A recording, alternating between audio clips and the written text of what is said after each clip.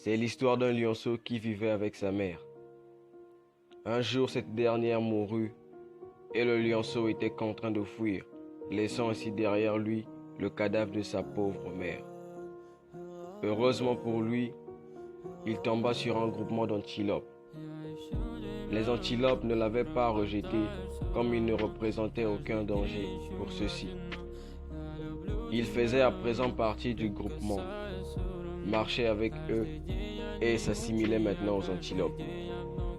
Il mangeait de l'herbe et ne se nourrissait point de chair. Cela se fit au fil du temps. Des années se sont écoulées, il devint un lion. Un jour, un autre lion plus vieux que lui avait envie de manger et décida de chasser. Il aperçut le groupement d'antilopes et à sa grande surprise, il vit aussi le lion. Hébété qu'il était, il se questionnait sur la question portant sur la cohabitation lion-antilope. Il voulait savoir ce qui se passait et décida de s'attaquer au jeune lion. Les antilopes, le voyant ainsi venir, décidèrent de fuir. Le jeune lion aussi fit pareil. Malheureusement pour lui, l'autre lion était plus rapide. Notre jeune lion attrapé commença à pleurer et supplier qu'on le laisse partir sain et sauf. Le vieux lion était très en colère du fait de voir un lion aussi faible. Il l'a pris et le conduit vers un lac. Le lac était aussi clair qu'un miroir. Il lui dit: avance-toi, regarde-toi dans le lac et dis-moi ce qu'il y a de différent entre toi et moi. Il avança et vit son reflet. À sa grande surprise, il était comme l'autre lion. C'est à ce moment qu'il comprit qu'il n'était pas une antilope, mais plutôt un lion. Il poussa de se faire un grand cri, au point où tous les animaux l'entendirent. Cette histoire fait ressortir une notion très importante et délicate que beaucoup d'entre nous ignorent. Je l'ai nommée la puissance du mental. Et oui, le mental est tel un couteau à double tranchant. Ce dernier peut influencer positivement, mais aussi négativement. En effet, ce qui faisait croire à ce lion qu'il était une antilope, c'était son mental.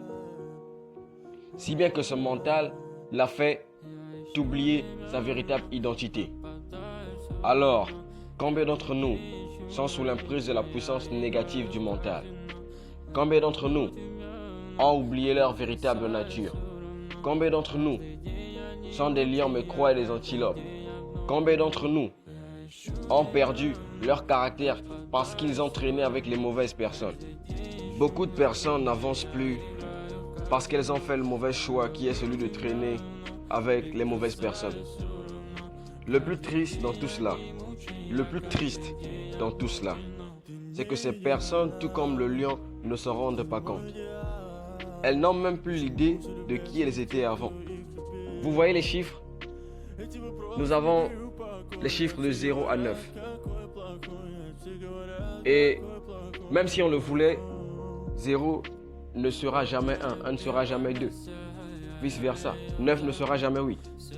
Mais pourquoi? C'est parce que les chiffres gardent leur caractère.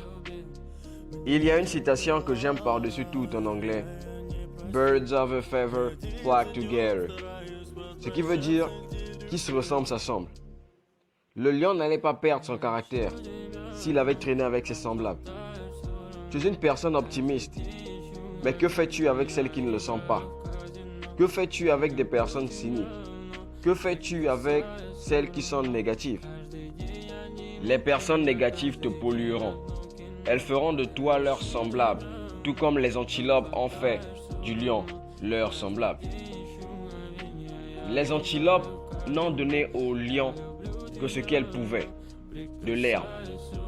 Alors les personnes négatives et cyniques ne te donneront, ne te transmettront que de la négativité. Je ne peux que te donner ce que j'ai, mais ce que j'ai pas, je ne peux pas te le donner. Ce qui n'est pas en ma possession, je ne peux pas te l'offrir. Alors il n'est pas trop tard. Ressaisis-toi. Vis ta destinée. Reprends ton véritable caractère. Reprends ce qui t'a été volé. Vis la véritable personne que tu es.